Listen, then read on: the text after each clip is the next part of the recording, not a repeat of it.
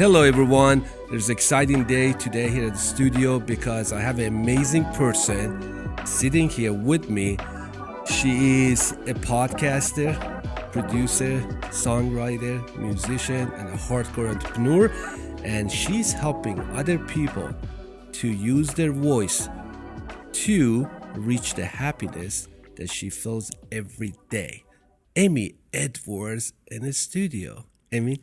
Thank you for that introduction, and thank you for having me. You're welcome. Thank you. Thank you for being here.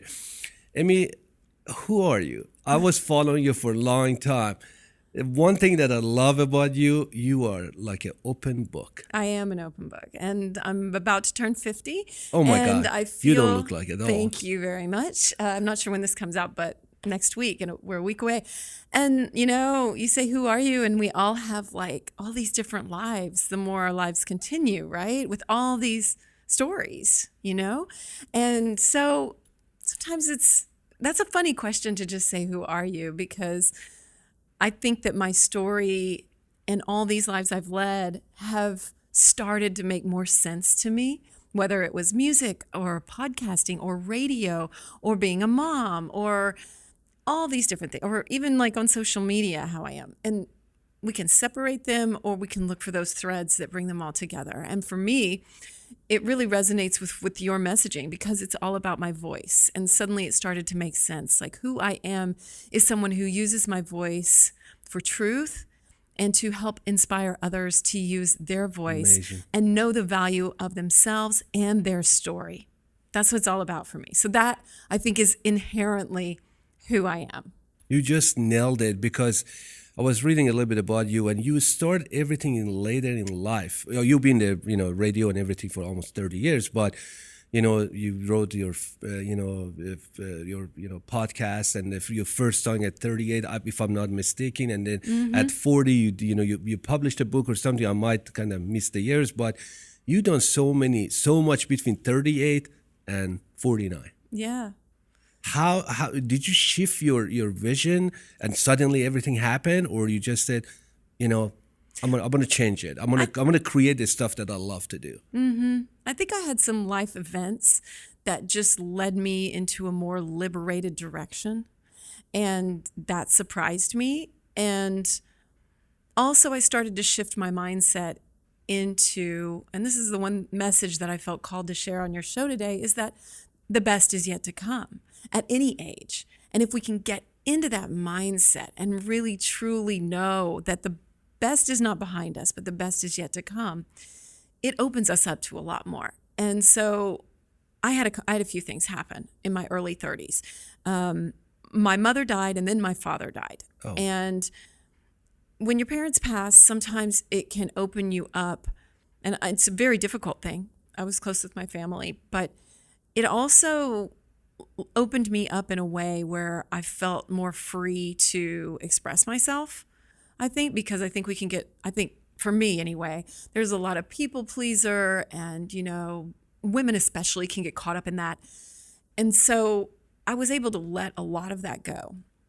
I also got a divorce. I've been divorced twice. I also got a divorce, and that was very difficult. And I also broke my leg really severely. I heard about that. I read about that. And it was a miracle when I read that story, and you were able to walk. Yeah. Well, they said I would probably never walk without pain again. And I have a plate and a bunch of screws in there. And it was just a freak accident that happened like that. Well, it wasn't easy, but it showed me a lot. That's for sure. And, we have to take these things and learn to walk again, learn to adapt. And so all that happened in my 30s, and I just found myself in a position to be more open to opportunities and to say yes to more things, because I guess I learned I'm going to survive. Whether you fall or not doesn't really matter. You are going, excuse me, you are going to survive, whether it's deaths of people that are really close to you, whether it's a terrible injury, whether it's divorce and feeling like you failed at marriage and families that don't get divorced, whatever these big things are, whether it's even just mental difficulties like being depressed and feeling at low points. you come out of it, and the more life goes on, you start to go, well, I survived all that.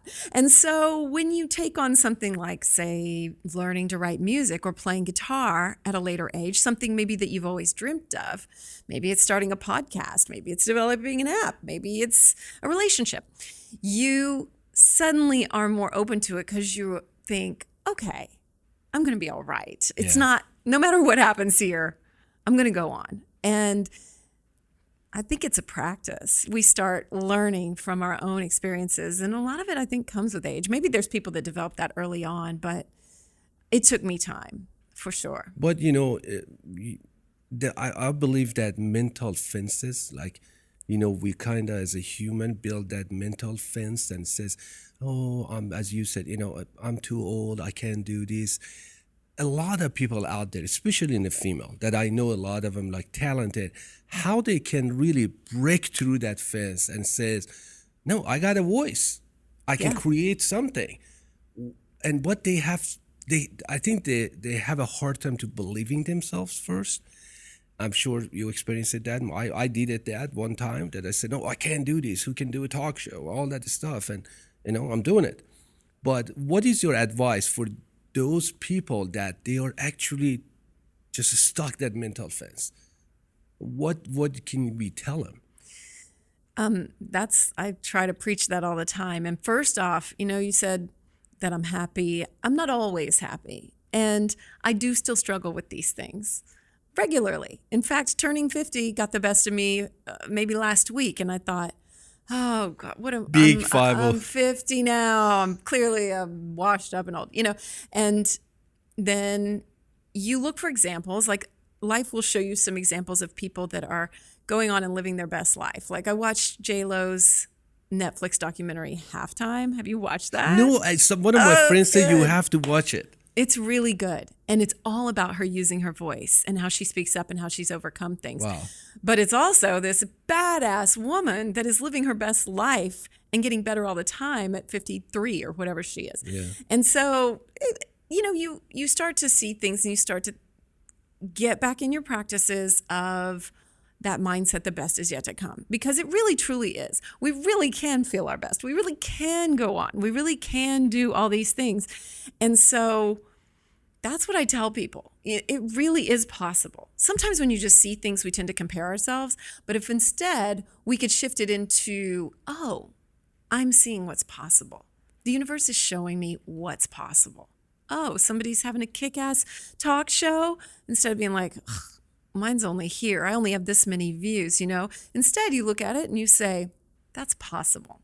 So maybe just take everything as a sign of what's possible. And we have the ability to step into that. Just get in that mindset and start taking a step. What if? What if would work, you know?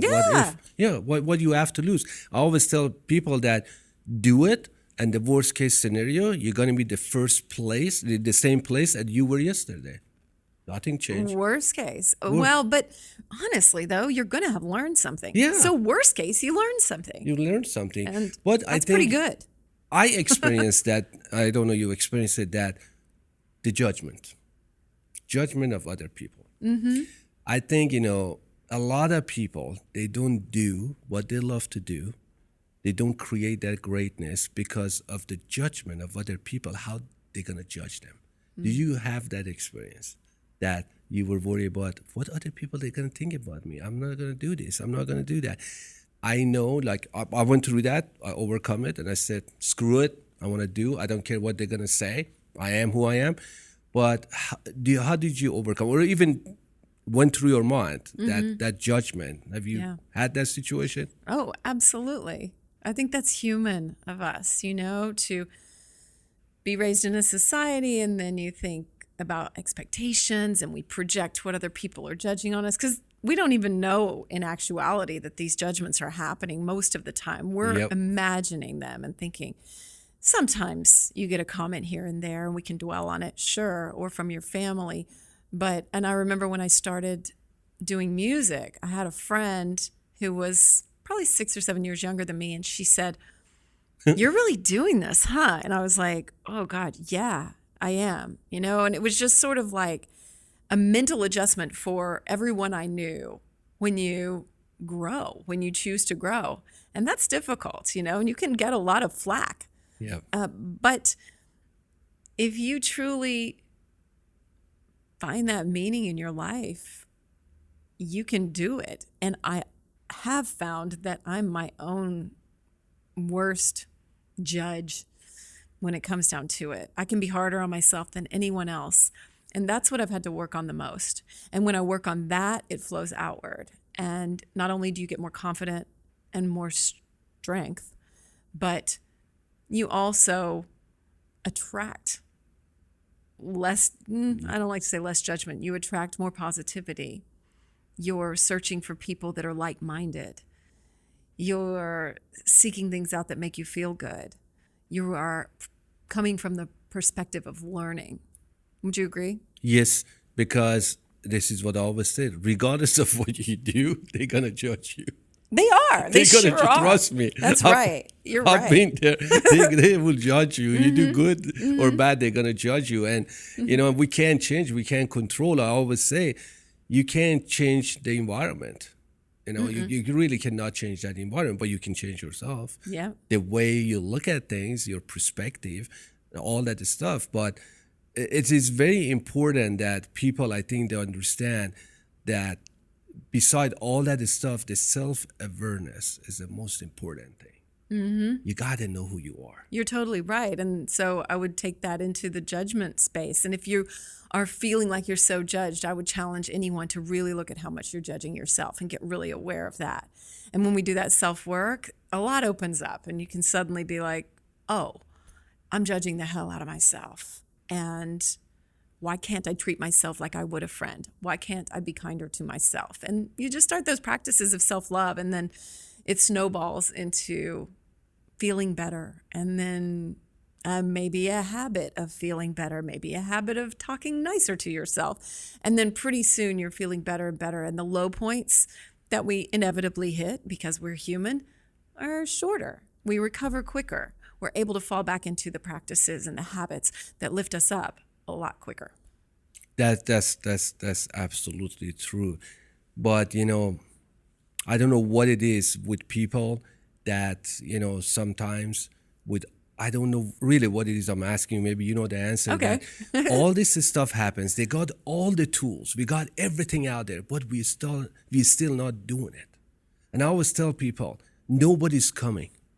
Nobody's coming to help you. I'm telling you, nobody's going to come help you. If you want to get your voice out there and tell who you are, what you do, what you're passionate, you have to do it. No one else can be behind that mic and say, Amy, you got it. No, I said, Amy's going to get behind that mic and say it. That's what I think people, they don't understand. The final thing is just execution. Yeah. And just do it. Which is kind of a bummer, but kind of awesome. Yeah. Because, you can look at it either way, like, damn it. Or you can say, I hold the power. How awesome is that? That's amazing. That's believing yourself that you are powerful behind imagination, that you can do so many things is just amazing. I tell you a short story because, I speak 5 languages. So cool. As you know, I have an accent and I got my first big speaking, gig at the University of Texas. And, and there were 400 or 500 people, and that was the biggest one. And I was a little bit nervous, I'm honest. And then one of my dear friends said, you got to go get an accent coach. And I said, what? I said, you got to go accent coach because people, they might have a hard time understanding you, all that stuff. Very politely, he said, get your shit together. But, and then I called this lady. They gave me a referral down in LA, Los Angeles. And then I called her, and she was famous. She was busy. And the first thing she asked me was this: why are you going to do that? Why you need to get an accent coach? I said, because they said, I got to fix it. I might have an accent. I got to get an American accent. And she said that, I want to tell you something that you should know. The people that I coach them to be somebody else. They're playing a role. It's not them. They have to mold into the character, including the voice, motion, gesture, whatever it is. but you have to be yourself. You are who you are. You cannot change it. You can improve by speaking slowly and adjust your tone and everything else, but you don't need to get an accent coach. Go and do it and you'll be fine. And she said, I'm not going to coach you. You don't need it. You got to be who you are. And that moment, like many years ago, I found out that it's me. I am who I am. And for that reason, now, as you said, I go out there and do it. Yeah.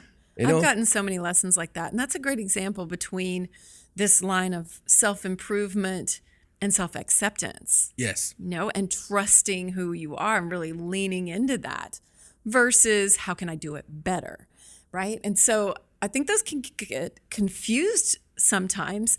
Like in that instance, like you thought, oh, this is how I need to improve. But instead, it was really a good example of, no, this is me leaning more into who I am and becoming better as me.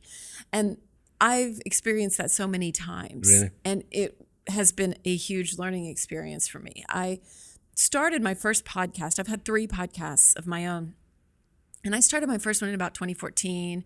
And I did it kind of on a whim. I didn't think it through enough. And then I started my second one. And that one was better. But then I got this opportunity with the podcast network. And I knew I needed to step into using my own name. And I wanted to really do it right. Yeah. So as I signed the contract with them and was developing this, I wanted to be more intentional and do a better job, essentially, like looking back. And so I thought, I got really sidetracked for a while. And I thought, oh, I really need to go watch Joe Rogan. I need to watch all these other shows and see, you know, what they do, what their format is, and how I should be doing it. And I almost had a nervous breakdown. I really got wrapped up in my head about this should, that there was a right way to do it. And I had to do a lot of soul searching. I went to a retreat and we had to do a soul wander, it was called. So we wandered out into the desert in Sedona without any technology or anything. It's so like good. 5 hours. Yes, apparently you can do it a lot longer. Yeah. But we did it for 5 or 6 hours. And I was nervous about that too. I was like, I need a map. I need my phone, you know, but I just let it all go and stepped into trust and getting quiet and being with nature. And I discovered as I was walking around out there that I saw some just golden flowers. And I kind of saw a ridge up on a mountain, and I thought, I want to go up there. And I wasn't sure how to get there. My path was really winding, and I would see more golden flowers. And so I just thought, oh, well, I'll just follow these golden flowers. And as I was walking, I started to realize that there was no right way to do the podcast. There's no right way to do anything. There's just the path that we form. Probably no one else ever is going to walk that exact path that I walked to get up to that ledge. And no one else is going to follow the same path to get to a certain goal. So I was just reminded that it's okay to do it my way. And yes, I can improve certain things. We all can, yeah. Right.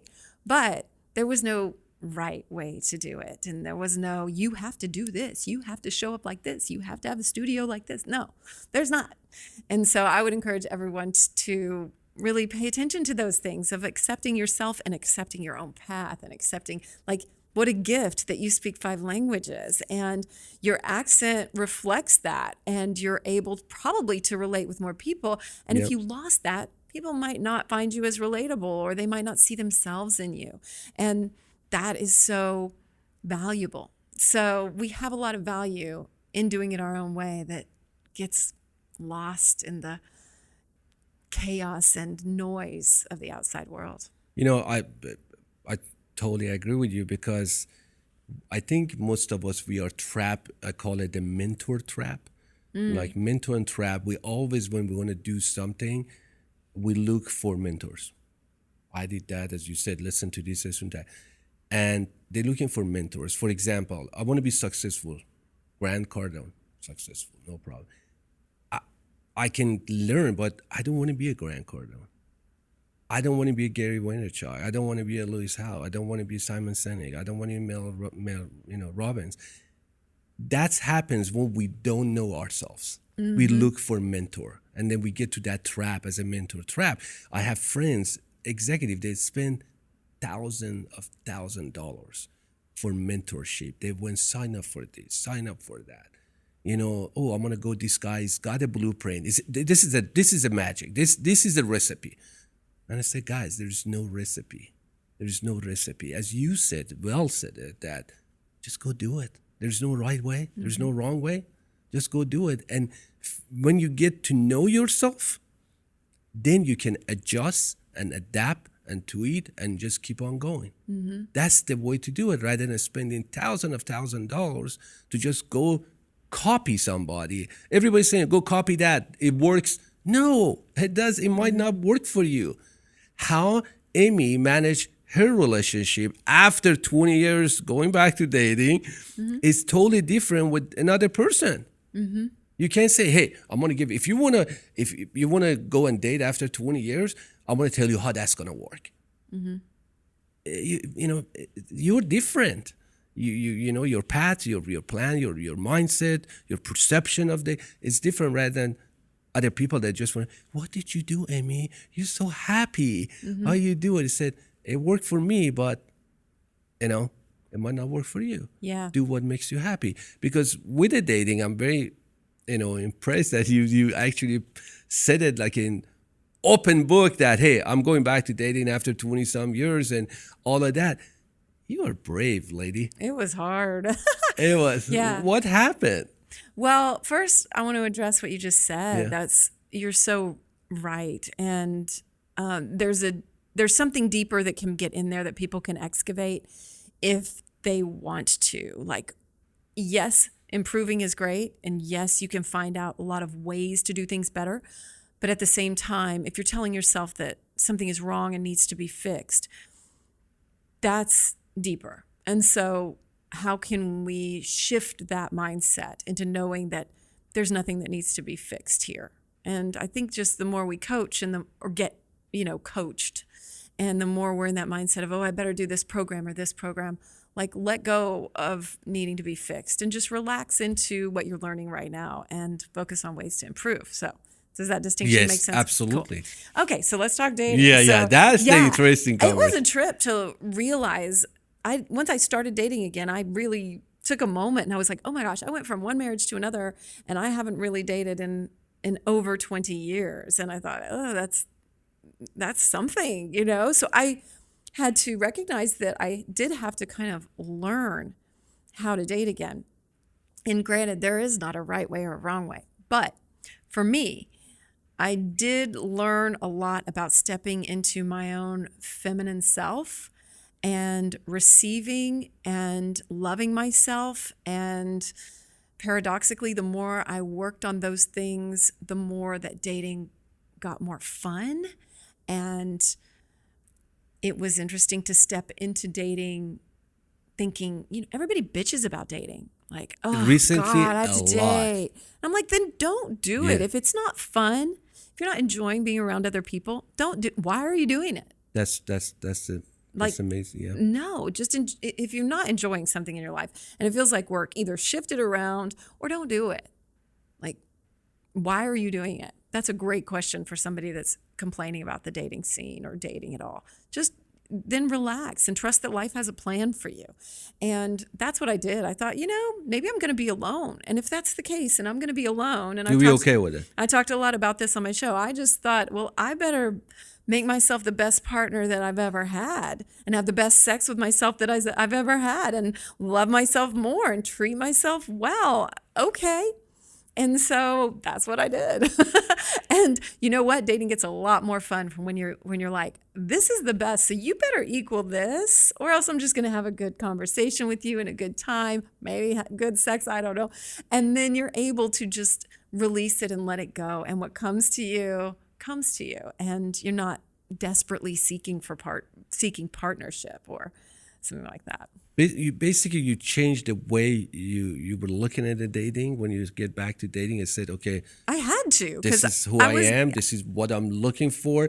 And so be it. If anybody loves me, they're going to love me no matter what. And they're going to, catch up. Well, I just knew I wanted a total badass. And when I As you looked are. at the type of person, I think that I had, thank you first, but I think that once I looked at the type of person that I wanted, I thought, oh my God, he's with someone really awesome. So then I made a new list of the person that person would be with. And I thought, well, I just better work on being this list, which is, and it's ever evolving, but it's basically somebody who, is constantly striving to get better and works on a positive mindset, meditates, eats well, just whatever, the whole host of things that you could think that your ideal version would be. And so I thought, well, I'll just work on that. And it's not perfect. It's not all done, but it's in progress, and I'm a lot closer than I used to be. And I'm a lot happier just with me now and just by myself. So you just work to become this person that you want to be, and everything else will flow in. Because, I believe that especially dating or a marriage, or if you're not happy with yourself, how could you make the other people happy, the people that you are with? And if you don't taking care of yourself, as you said, skin, body, nutrition, whatever it is, reading or self taking care of yourself, if you don't do that, how are you going to help the other person? How are you going to have fun when unfortunately, I'm just gonna say it. You have to be selfish. Yes. I'm serious. Everybody say, I said, why Healthy not selfish? selfish. Healthy selfish. Why you Yes. not healthy selfish? Why you not taking care of yourself? If you do that the other person has got two options: to accept it, or to adjust it, or to say, oh, I got it. I got it. This is what I see. I got it. Because most of this stuff happened, I think, I got divorced too after 14 years. And it happens, I think, because one is a self-awareness. Second, we don't value ourselves as much as we should. The moment you raise your standard, everything changes. Well, it's the same thing. How can anybody else value us when we're not valuing ourselves? Exactly. I mean, you have to put that value on yourself, and it all flows back in. And it's just such a paradox. And I've started to try to apply this principle in other places in my life. We know it's true for self-love. It's true for relationships. But I'm like, why couldn't it be true for either other relationships, friend relationships, my children? Why couldn't it be true for money? Why couldn't it be true for career opportunities, And so I'm working since I saw it actually work in my own life with my relationship now, I think, okay, how can I do this exact same thing except with money, with wealth, let's say. So I made the same type of list of the money that I want flowing in. And then I thought, that person is really killing it. So then I made the list of that person. So that's what I'm working on. And I keep it on a notes little thing on my phone, on my iPhone. And so you can just write it down. You can reference it. You can let it grow and evolve, which I don't think it should be stagnant. I think as things come your way, you can adjust it. It doesn't have to be written in stone. And then we can just keep working on ourselves to be this person, and then everything else flows because you are already living it. You're already living it. You just need to copy it. If this is what working for you. Yes. But, I think then you can attract, because if what you put out is what you're going to attract. Right. Right. This And so is- you're putting it out. This is true. And I don't believe when people, they say that, okay, I'm going to just visualize, I want to make $1 million this year, I want to manifest this. Those are bullshit. It's just do your work, do your best, take care of yourself, and then you attract. Or just take it a step further. If you get stuck in that mindset of, I want to make $1 million this year. Okay, the person who does make $1 million this year, what are they doing? Make a little list. Start thinking about that. Get in at least those wheels turning of what does that entail? What would someone they'd probably be getting up early.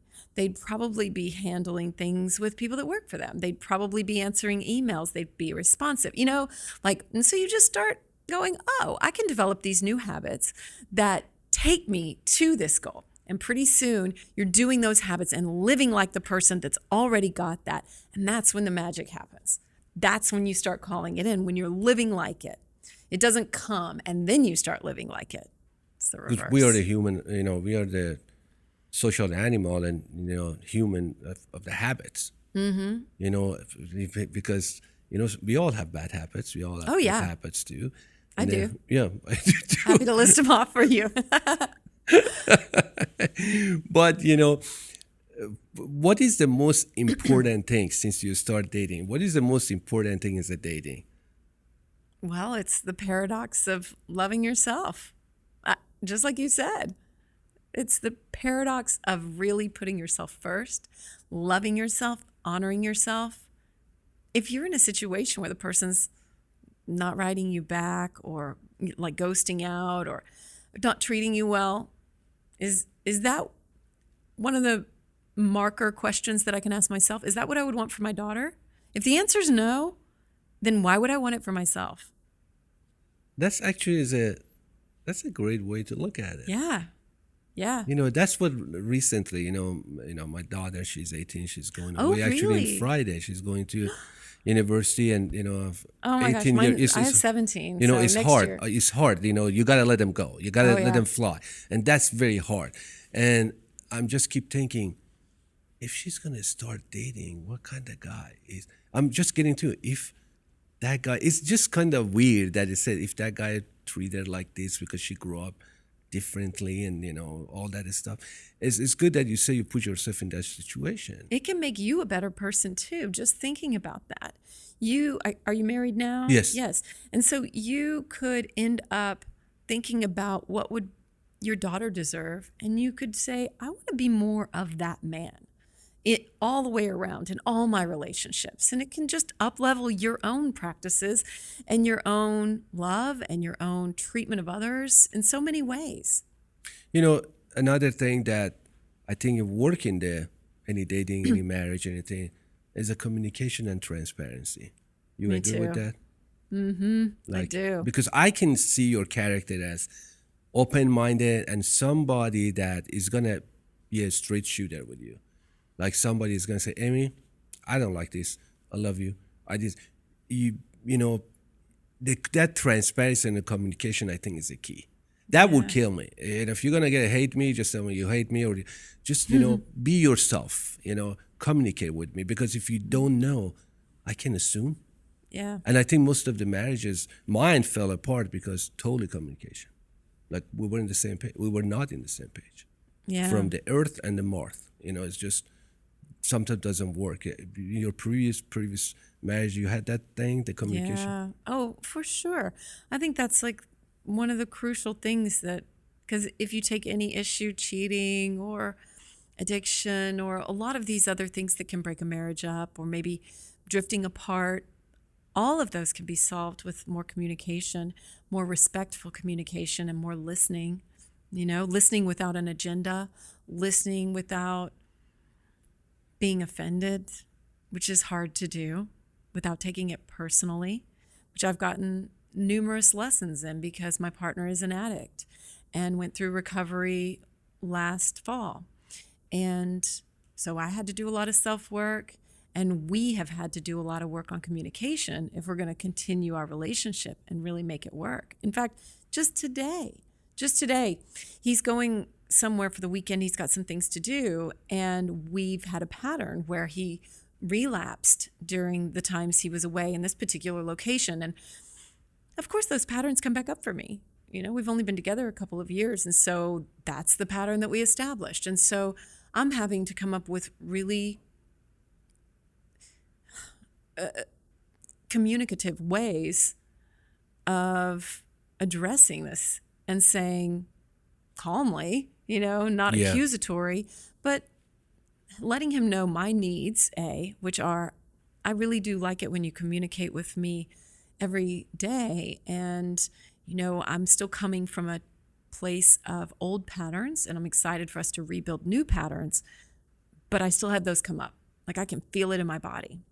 Yeah. And he's able to listen and know that I'm not accusing him of relapsing or anything like that. But understanding, yeah, okay, I can see why that's how you're feeling. So how can we communicate about that? And what do you need? And I'm like, great. And just someone saying that can already put you at ease into a place where you're like, gosh, okay, I'm not coming from a needy space. I'm actually being heard. And I'm able to say, wonderful. Let's just check in with each other every morning and, and like really show that we're thinking of each other. Because my love language is, well, it's not one of the ones on the list. It's like a combination, but it's thoughtfulness. What is your love language? Thoughtfulness. It's not one of the ones on the list. I kind of combine. I like, it's whether it's gifts or quality time or whatever it is. It's just someone remembering, someone paying attention, someone listening, someone being thoughtful and really, thinking of me. And so, because I like to be thoughtful with other people. And anyway, yes, I guess the long answer is yes, that it does boil down to communication. And I'm still getting lessons in that and learning how to communicate more effectively. And that's not to say we don't have fights. We did. We had a big fight. All have. Yeah, we had a big fight, but it's how quickly you can repair in those situations. You can come back together. You can communicate without passive aggressiveness, without manipulation. And I have to watch myself. Like I would send a text and I would delete it. And I had to just say, I don't want to fight with you. I want to meet in the middle. If we need counseling, I'm open to that. I ended up saying these things and he did too. And we were able to communicate and repair it really quickly, which felt really good. But and makes us stronger every time. It's like but a most bone. of the people, unfortunately, they don't look at it the way you look at it because, first of all, you pull your weight. Second, you love to, communicate and actually bring the problem and say, hey, baby, this is a problem. Let's face it. Let's figure it out. Let's figure it out together. I'm there for you. As a matter of fact, when you say that I'm here if you want to relapse and I'm there for you, that's the huge thing. And it didn't just happen. I'm not just good at it. It took time. It took effort. I have 2 divorces. Let's not forget. I mean, well, you learned that. I have had to learn and put it in practice and really, I've read books about codependency. I've put in the work and the time to try to better myself, to be able to listen and not get offended, to be able to show up. And I still do sometimes because I'm human. But anybody listening, this isn't just something that I'm good at. Not by a long shot. Not even sitting here talking with you. I have to work at it. Everything takes some work. And you're not going to be good at it. But how quickly can you say, I'm not good at that. And I want to get better at it. Yes. You just work at it. And you just show up and you say, I'd like to do better. Can I listen to you better? And just try. What's unfortunate, people don't want to do that these days. That's what I told you. And you mentioned that. Dating is very hard right now. I have so many friends that they're stuck. Money doesn't bring happiness. It brings comfort. I have friends that they're millionaires, but they're not happy. And they look at me, how you smile always? How you are happy? I said, because I'm content. I know what I want. I know what I don't want. And I'm happy with what I have. Do you think it's that mindset that they've got that it's something else that's finally going to bring them happiness? That's the waiting time. They say, okay, next thing is going to make me happy. Next thing is going to make me happy. And then it's this other person. It's not going to be. I always tell my friend, you have a beautiful wife, amazing looking, nice body, everything is good. But if you can't communicate, if you can't click, it's not going to work. It's true. It is. Or maybe you have a goal that I'm just there with her just for the sakes and have fun and ride it. That's different. But in the long haul, it's not gonna work. I mean, do you think they're allowing dating to teach them things about themselves? Because really, everything is here to teach us about ourselves. But how many times are you gonna go through things? Well, then they're not learning. Pay attention to lessons, I suppose. I know, but the thing is that you go through like a business. You are a hardcore entrepreneur. I am an entrepreneur. We know everybody thinking that we are entrepreneur. They don't know the dark side. They don't know how Emmy hustle. all that stuff. They don't know how Rami did this, but you have to go through it. Yeah. But you have to go through it and grow through it. Mm-hmm. That's different. You got to go through it and grow through it.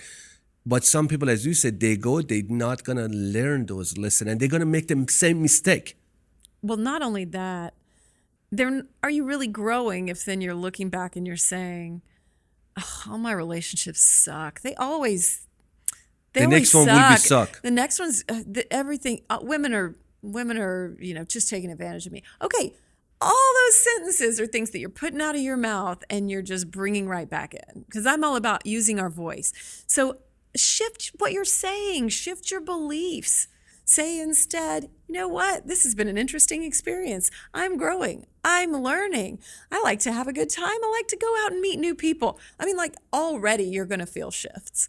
But if you're putting out like these negative mindsets and these, my God. Imagine everything you say as an affirmation, and people give affirmations a hard time. Personally, I love them. Me too. I'm very careful about what I say. Very.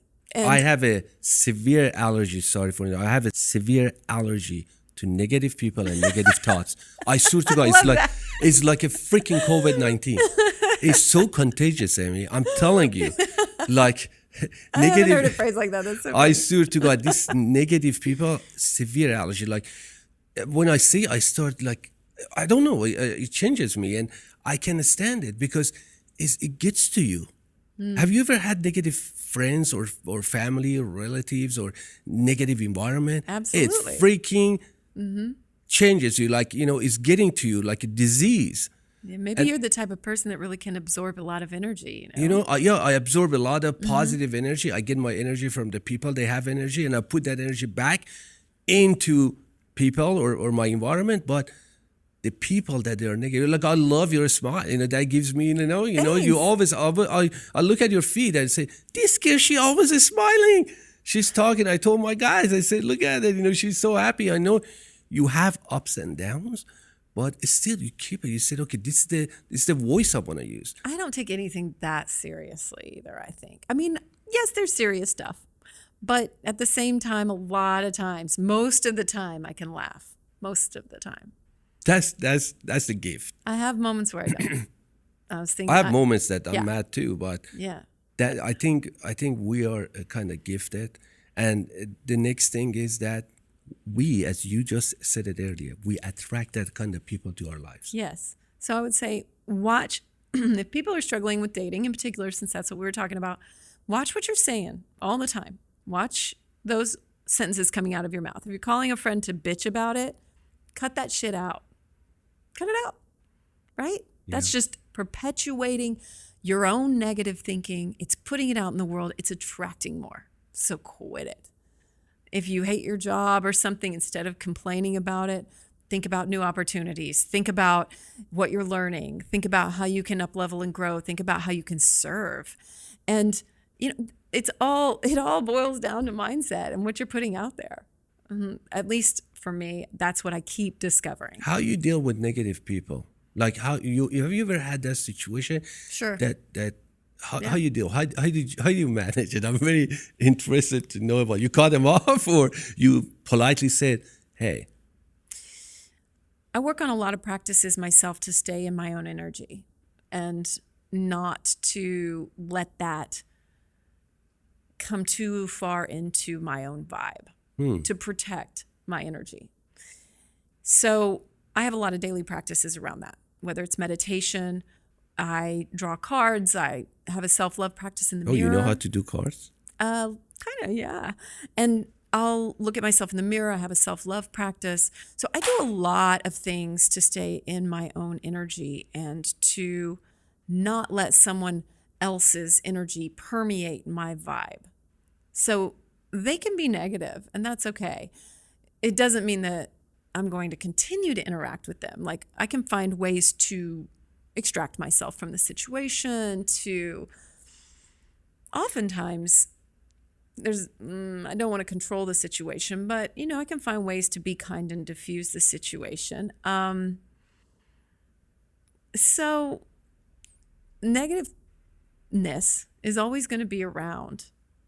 Are you going to stay so strong in your vibe that you just keep vibrating at that high level frequency? You just don't let it pull you down, And that just takes practice. That's mastery, when you can really sit in your own vibe and not allow those things to affect you. And that's very important in a relationship too.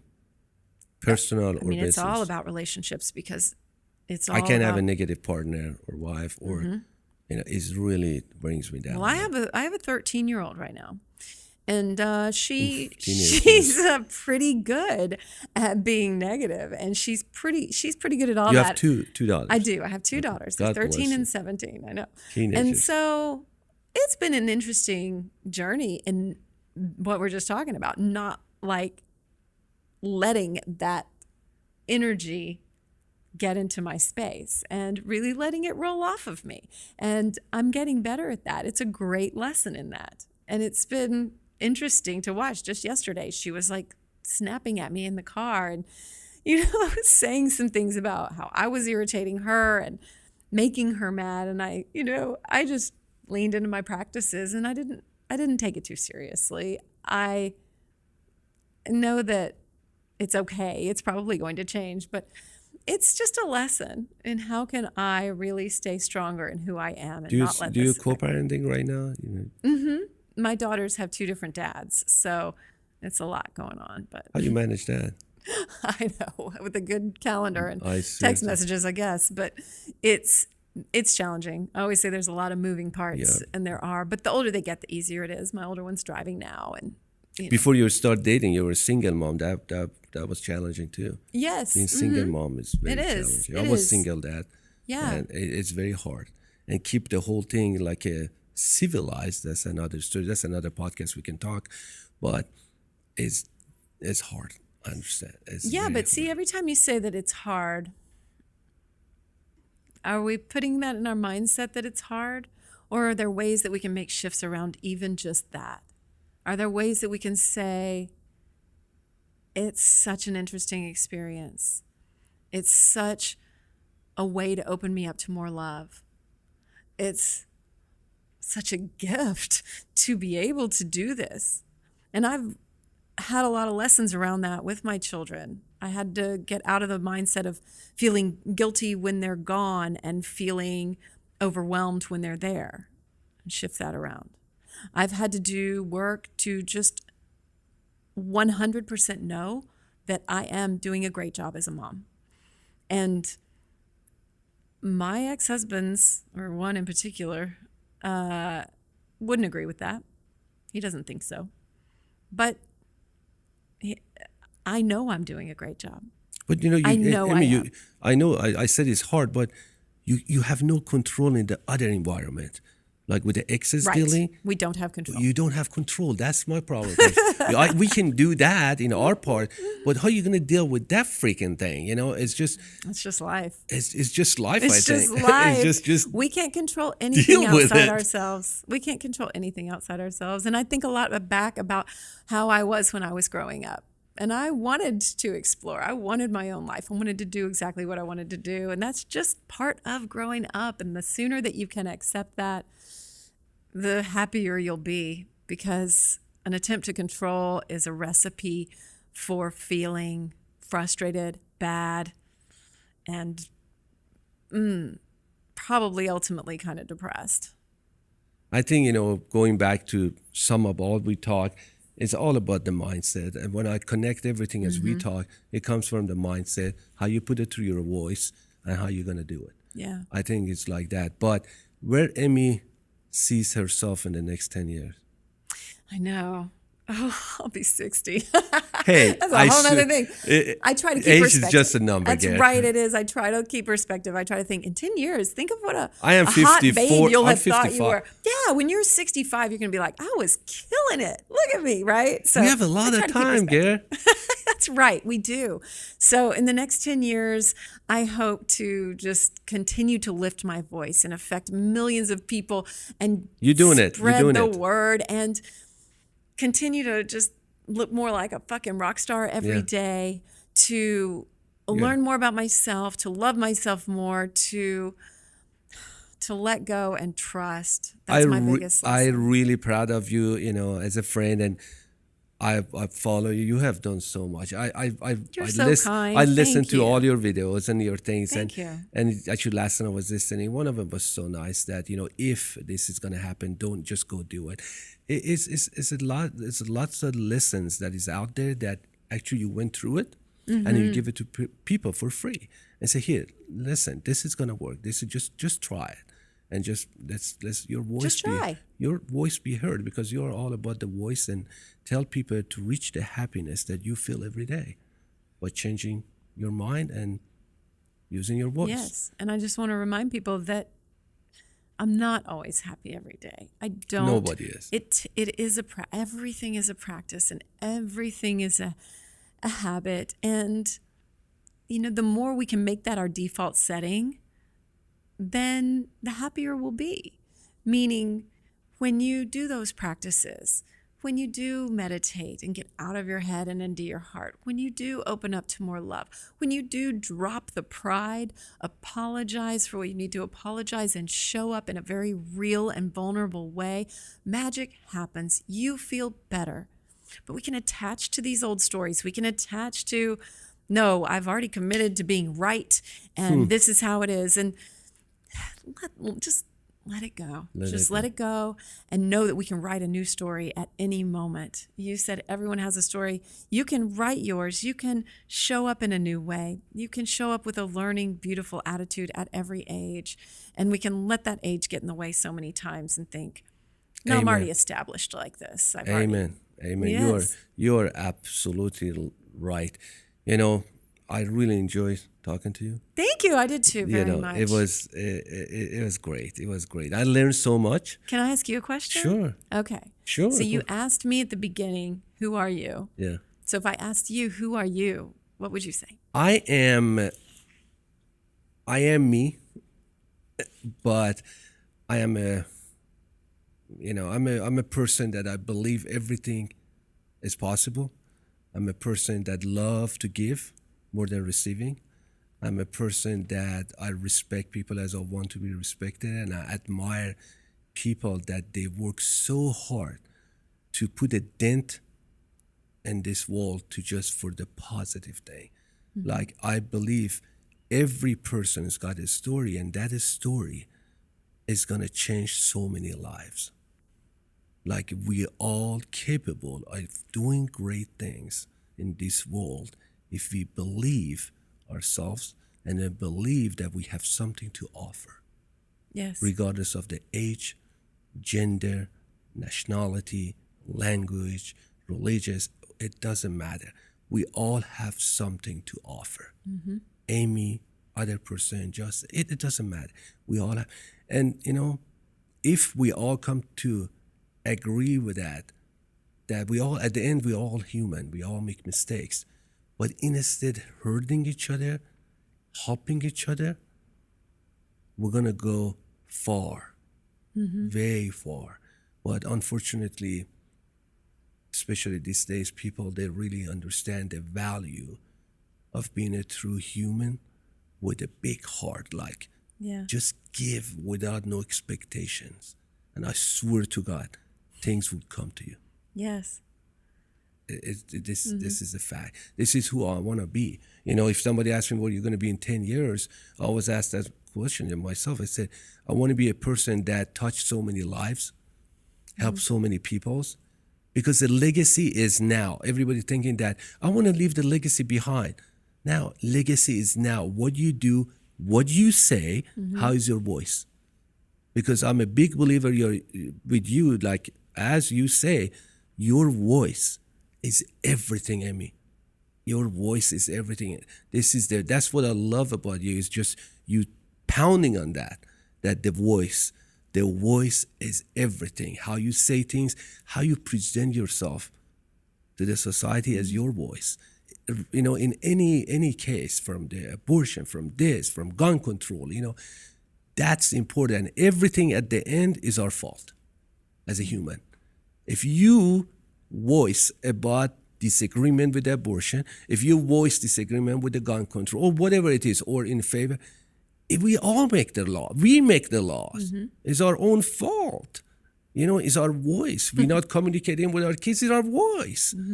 With the loved one, with our husband, wife, partner, girlfriend, boyfriend. Is our voice. Your voice is so powerful. It That's truly is. that's who I am. Yeah. Just doing things. I love that. One of my father's favorite quotes was from, I think it's Ralph Waldo Emerson, and it was, to know that one life has breathed I easier know because of you is truly to have succeeded. I'm paraphrasing, but it's something like that. And so, yes, a lot of people's great, but one. What about one? And one of the exercises, just to wrap up, one of the exercises that I've been doing lately in my meditations is really imagining myself about to die, old, laying in a bed, and looking back on my life and thinking about what really mattered and reflecting on how I lived my life. And I think it's powerful because it can really give you some vision into how you want to live today. And I'm still exploring what it's like to truly imagine that, but I'm enjoying the process of it and the possibilities of how I can get better and show up better in life. And what do you wish at that moment you had said? What do you wish you had talked about? What do you wish you had stood up for? Or what do you wish you had done with your voice or your story to share? Once in a while I go and visit the memory care facilities. These are two things I do. I go memory care facilities and I go to cemetery. I just go and I stop by cemetery. Okay. And I go to cemetery and I sit in the bench or something and just wonder and think and I say, okay, this is the last place. You haven't seen any U-Haul behind the hearse. That's it. You go to any cemetery, you haven't seen. If you show me one, I'll give you $1 million. Steve Jobs couldn't take it. They became naked, we go out naked. Outside that cemetery, you can do things that everybody in cemetery, they can remember you and say, this is what that guy did. Because the worst thing, Amy, is in life is a regret. You just said it. You're laying down in the bed and you don't want to think about this because you don't want to have regret. The worst thing in life is having regret. And I don't want to have a fucking regret. Yeah. I can't do it. I can't do it. And really, at the end, we're thinking about the things we regret that we didn't do. We didn't do. Not the things we did do. Absolutely. The things we didn't do. And, Yes. I look forward for another chat with you because you are amazing. Simply Yes, you'll have to amazing. come on my show. I It's seriously, really I wonderful. come. You are amazing. I loved it. And thank you again did for being too. here. And, I'm always here for you. Thank you. This was so Anything, good Amy. for me. I would encourage people to talk because We this did it. opens me up in Yeah. so many ways, gets me clearer on my own message and my own thoughts all the time. And it's all a process and we're just getting better. So thank you so much for allowing me to be here and your amazing team, everyone that was you're here. welcome. So thank you so much. You're doing a great job, lady. And You're everyone doing a can good find me. Can I share that? Everyone Absolutely. can find me. I was going to ask you. Yes, everyone can find me at Real Amy Edwards on Instagram. I'm at The Magic Babe on TikTok, or simply go to my website, amyedwards.com, and I have a newsletter there that you can get the rundown on all my latest podcasts, or you can listen to the show anywhere. Spotify has video now too, and it's called Wow. The Amy Edwards Show. Amazing. Thank you, Amy. Yay! Thank you so much. Thank you, dear.